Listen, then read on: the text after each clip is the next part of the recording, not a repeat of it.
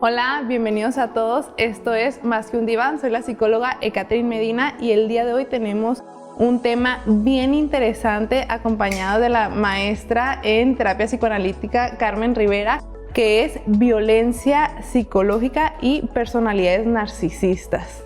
¿Cómo está? Muy gustosa de estar aquí contigo, acompañarte, pero sobre todo compartir el espacio de conocimiento y de la posibilidad de dejar un poco más de lo que sabemos para las personas que lo necesitan. Sí, y ese es un tema bien interesante que creo que a lo mejor todos hemos escuchado, pero bien como que no sabemos qué onda, ¿no? Está como muy de moda. Sí, está muy de moda aparte, ¿no? Entonces, ¿podría explicarnos qué se entiende por personalidades patológicas o esta relación entre relación psicópatas y los narcisistas y todo, pues todas esas definiciones que de pronto las hemos escuchado, pero no sabemos qué onda? Normalmente está como muy cotidianizado el término, ¿no? Pero la realidad es que tiene un sustento teórico y tiene una validez científica. Las personas que nos dedicamos a la salud mental normalmente nos validamos en un manual que es el DSM-5, que es la versión más actualizada. Y en este manual está establecido al menos 2 tipos de trastornos o patologías más significativas que se pueden relacionar con la psicopatía y con el narcisismo, que es el trastorno de antisocial y el trastorno de narcisista, ¿no? Esos son los que nos definen patológicamente ese tipo de personalidades. Pero cómo se ven en la cotidianidad precisamente tiene que ver con manifestaciones conductuales que tienen un origen en muchos casos neurológico. ¿Y qué quiere decir? O sea, áreas del cerebro de estas personas que padecen estos trastornos están literalmente afectadas casi desde origen. ¿Y cuáles son estas áreas? Las áreas más importantes, las que manejan o las que controlan o tienen el control de emociones, como la ansiedad, la depresión, pero sobre todo la empatía. El punto culmen de este asunto es si esa área en el cerebro que se dedica o que debería dedicarse a controlar o manifestar o vivir la empatía en las relaciones y vínculos con los demás está afectada, pues evidentemente todos los vínculos de estos personajes pues se van a ver impactados.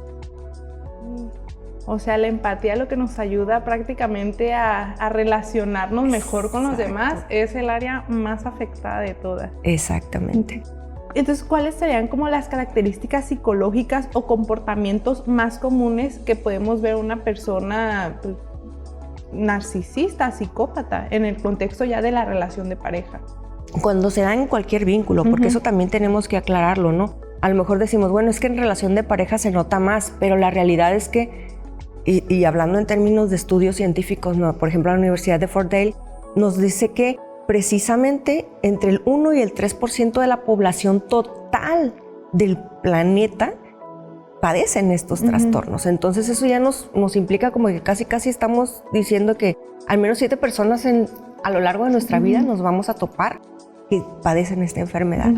Y esos pueden ser padres, madres, hermanos, tíos, parejas, hijos, jefes, compañeros de trabajo. O sea, cualquier persona a nuestro alrededor podría estar viviendo bajo esta personalidad y obviamente, pues como se van a vincular, pues impactarnos de una forma o de otra.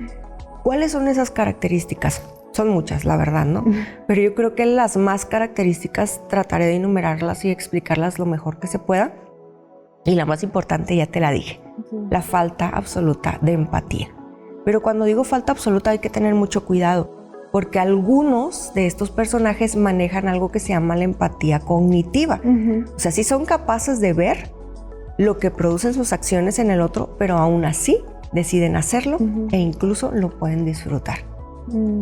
Entonces ahí está un punto. Y en otros, que son ya más burdos, digámoslo así, ni siquiera les importa el ver si en el otro le impacta, ¿no? Simplemente va su deseo, va su intencionalidad de lograr o tener lo que desean y no le importa encima de quién estén pasando. Es el más importante, la falta de empatía. La falta de responsabilidad sobre sus actos.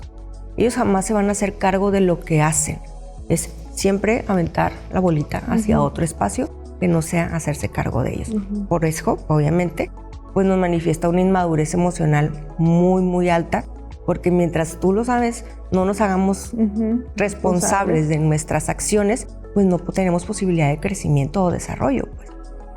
Esos son de los más significativos. Y de ahí se desglosan algunos que son incluso más visibles dentro de la pareja. Uno de los más conocidos o más evidentes y que es como una de las banderas rojas primarias con las que se manifiesta sobre todo en vínculos amorosos o afectivos es el bombardeo amoroso. ¿Qué es el bombardeo amoroso?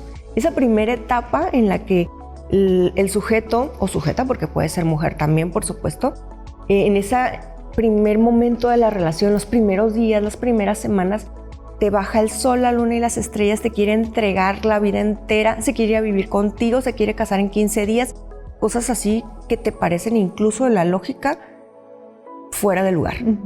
¿Me explico? Claro, sí. No, y ahorita que dice eso, de pronto es que llegan estas personas y no voy a decir que solamente pacientes, amigos, familiares que tienen, no sé, 10 años casados y de pronto... Pero es que cuando nos conocimos, los primeros 3, 4, 5 meses fue espectacular. Y de pronto, oye, bro, te estás aferrando a 3, 4 meses. No es que tú lo hubieras visto y era una cosa impresionante. Y yo sé que con el amor que yo le tengo, va a regresar a ser ese que me conquistó.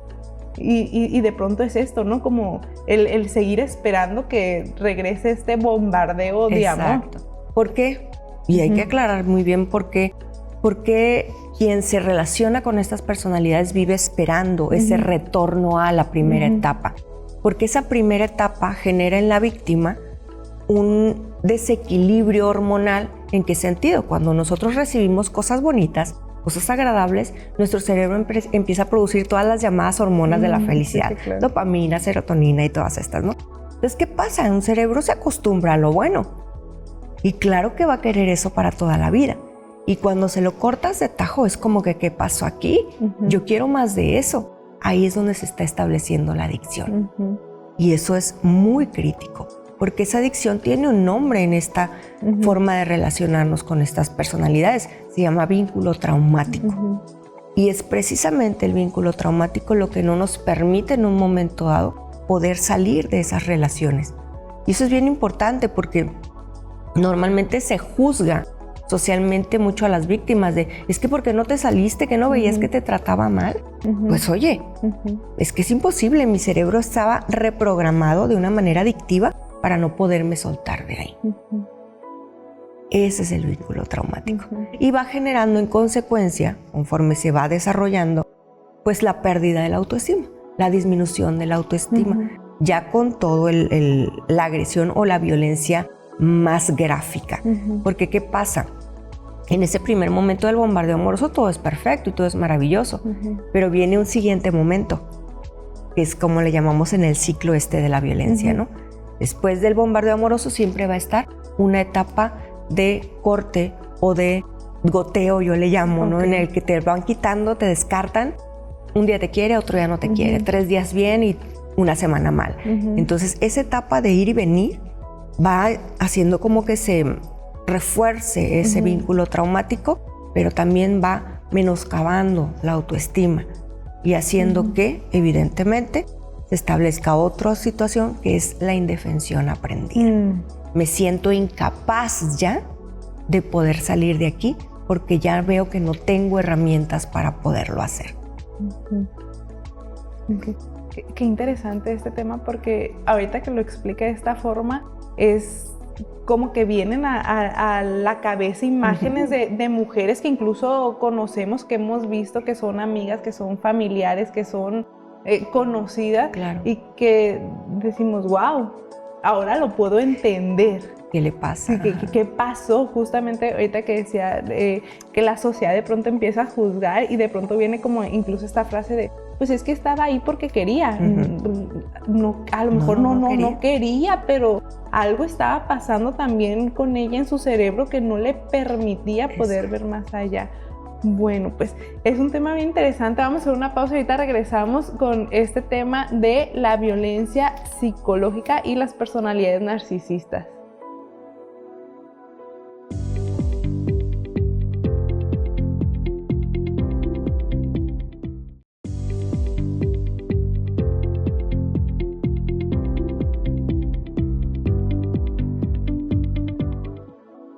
Regresamos a Más que un Diván con este tema súper interesante que es la violencia psicológica y las personalidades narcisistas. Y ahorita la maestra Carmen nos estaba comentando sobre algunas de las manifestaciones de este tipo de violencia en las etapas iniciales de la relación. Pero hay algunas otras etapas que va a mencionar, ¿verdad? Sí, etapas y manifestaciones de las mismas, ¿no? Hay una muy importante que me parece muy necesario aclarar que se llama el gaslighting o luz de gas, que viene de una película muy vieja, ¿no? Siempre que les explico este tema, pero vamos a contextualizarlo en el presente y me parece importante porque es la condición bajo la que esta personalidad toma a su víctima y le empieza literalmente a meter en la cabeza la idea de que está loca. Y ahí está el punto de que tú estás mal, tienes que ir al psiquiatra, tú estás mal, tienes que medicarte, ve lo que estás haciendo, ve tus reacciones, pero nada más como poniendo el reflector sobre las reacciones que tiene la víctima a sus agresiones veladas. Y ya como tal, eso es manipulación, eso ya es un chantaje emocional y evidentemente pues tiene toda una connotación perversa sobre ese trato, ¿no? Otro de los puntos, es la triangulación. ¿Qué es la triangulación? Es usar a otros u otras cosas, porque pueden ser personas o cosas o situaciones, para hacer a la víctima que empiece como a competir con ellos. Ya digo, ya pueden ser personas, tu expareja, su expareja, sus amigos, sus amigas, su trabajo, sus mascotas, sus aficiones o sus hobbies. Como siempre marcándole a la víctima de, tú no eres lo suficiente como para competir con esto que para mí sí es importante, pero de una manera perversa y manipuladora, pues. Y obviamente esto a la víctima le va generando, te digo, ese poco a poquito de deterioro en su autoestima, de ya no sentirse ni siquiera capaz para retener a su pareja a la que ama y a la que cree poder arreglar con todo su amor, pero eso no es posible, ¿no?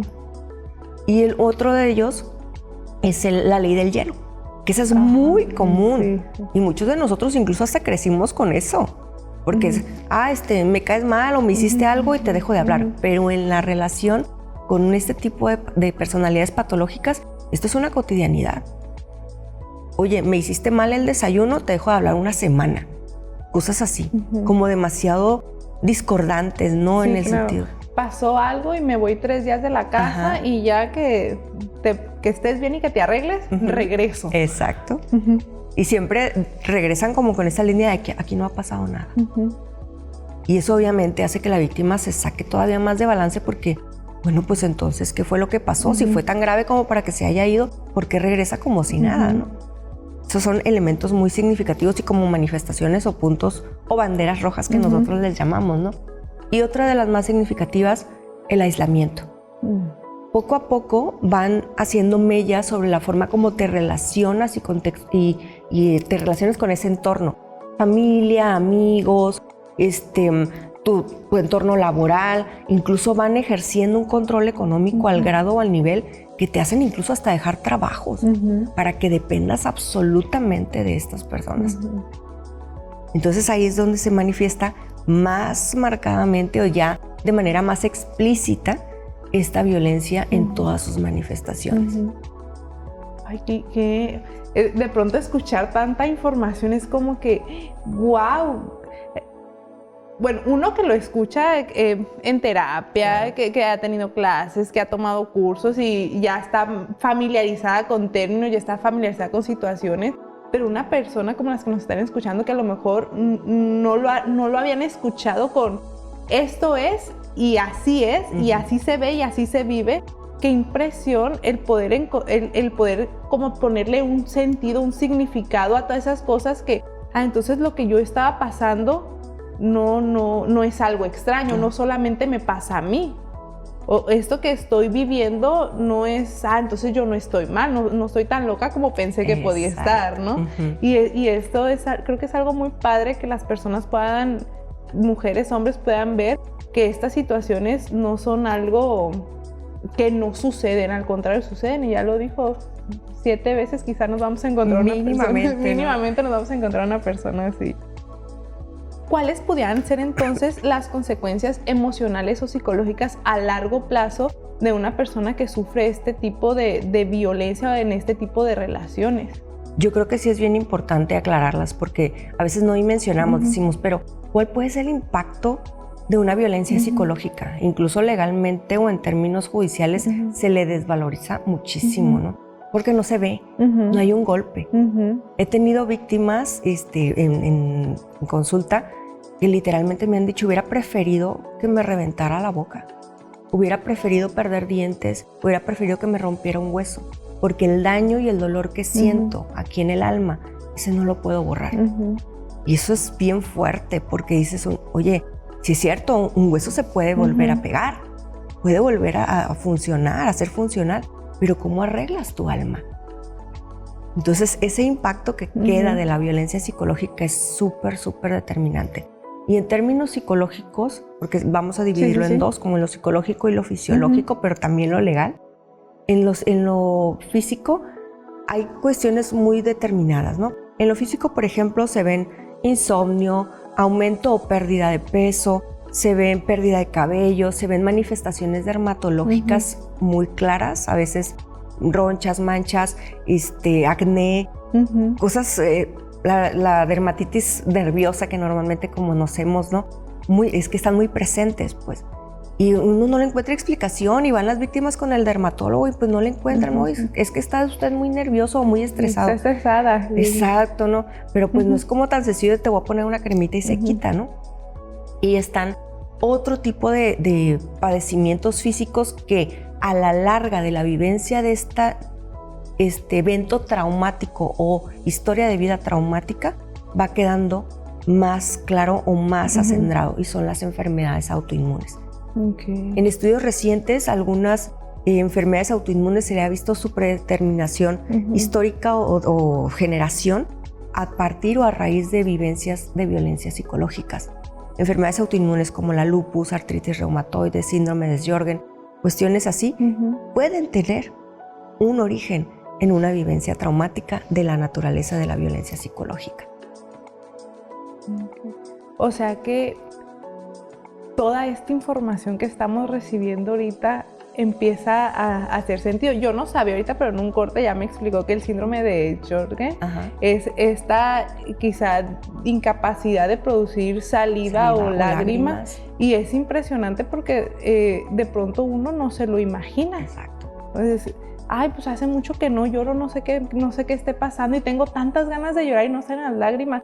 No, oye, hay algo que te está pasando en tu cuerpo, claro, que hay que atender y que a lo mejor ni siquiera es de origen fisiológico tal cual, sino viene ya de una situación de trauma en tu vida que, bueno, hay que revisarla y justo ver cómo se puede trabajar, que no tiene cura, me imagino. No, normalmente este tipo de enfermedades, las autoinmunes, ya quedan como grabadas en nuestro ADN como para siempre, pero se puede trabajar en aminorar sintomatologías. Pero ¿qué sí se puede hacer o en qué se puede sí trabajar, sobre todo en las consecuencias psicológicas? Que yo soy ferviente creyente de que cuando trabajamos las cuestiones psicológicas, los síntomas físicos pueden disminuir significativamente. Y en esta implicación de los síntomas físicos que puede acarrear como consecuencia la vivencia de violencia traumática, puede ser el más conocido o significativo de todos, es el síndrome de estrés postraumático. ¿Qué le parece si vamos a un pequeño corte y regresamos con ese tema? Entonces ahorita regresamos con este tema que yo creo que nos tiene atrapado a todos y volvemos en un segundo.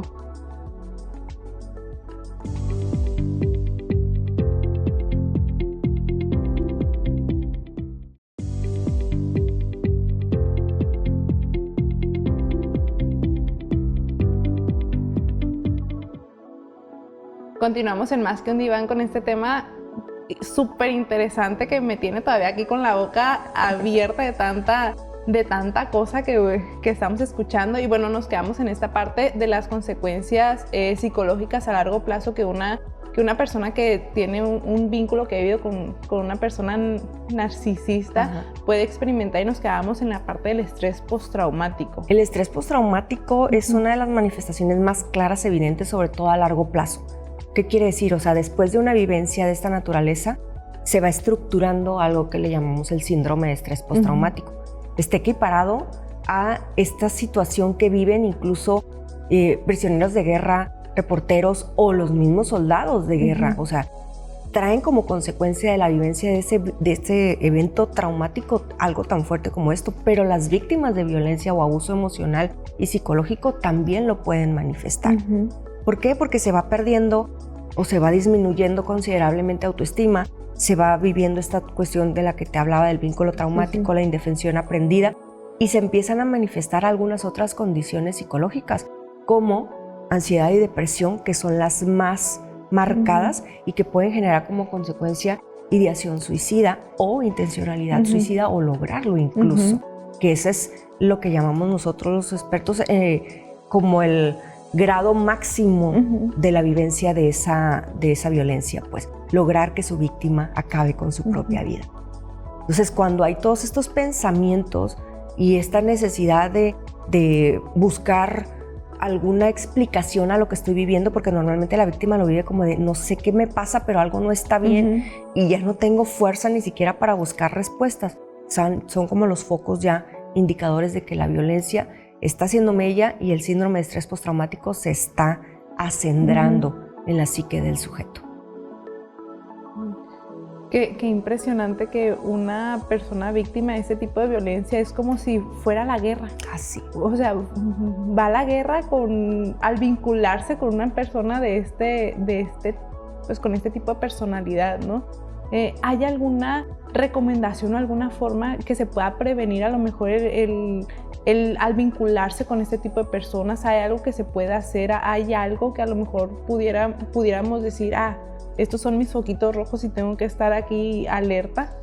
Fíjate que es bien difícil y poderles decir como una receta de cocina, tienes que hacer esto, si ves esto, está complejo. Pero la realidad es que siempre insisto mucho, sobre todo cuando formo jóvenes, cuando doy estas pláticas al público, siempre insisto mucho de que revisen lo que sienten. Las banderas rojas son como, te digo, muy cotidianizadas, ¿no? Ay, si pasa esto, si ves esto, si ves aquello.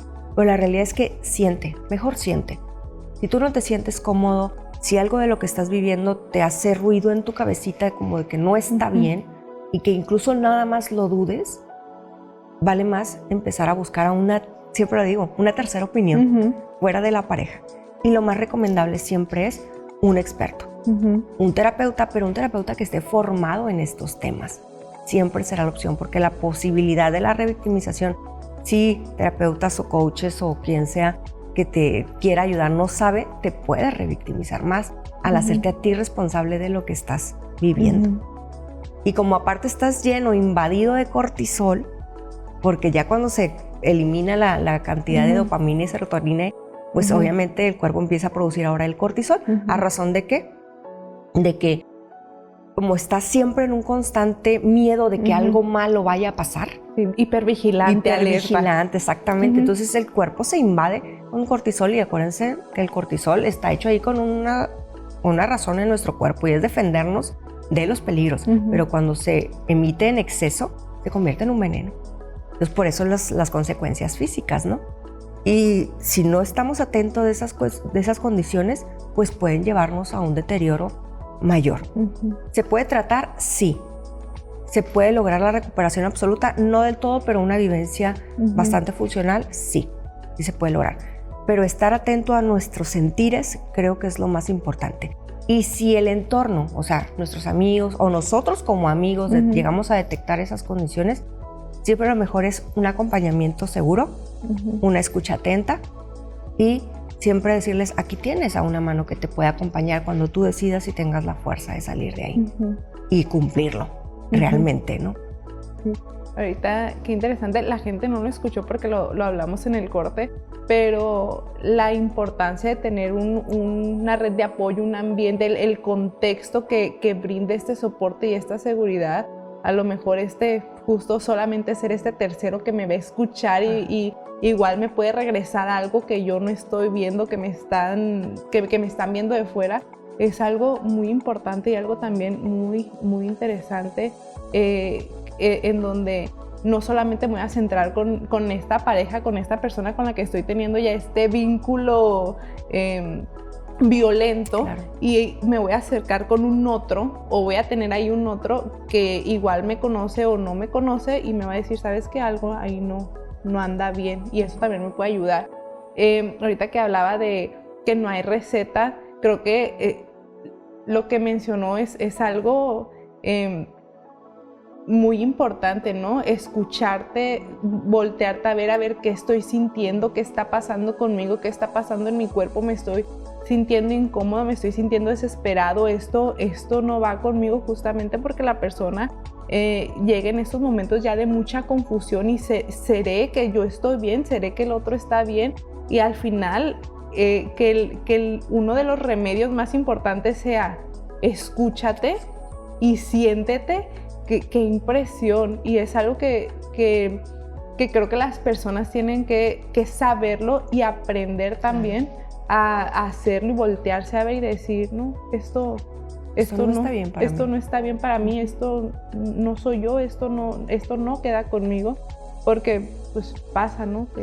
¿Qué onda? ¿Qué está pasando aquí? Y que claro que el riesgo es muy alto de no alcanzar a ver eso, porque lo decíamos también en su momento, ¿no? Llegamos a normalizarlo, porque es que se normalizan este tipo de conductas, y lo digo en todos los espacios, ¿no?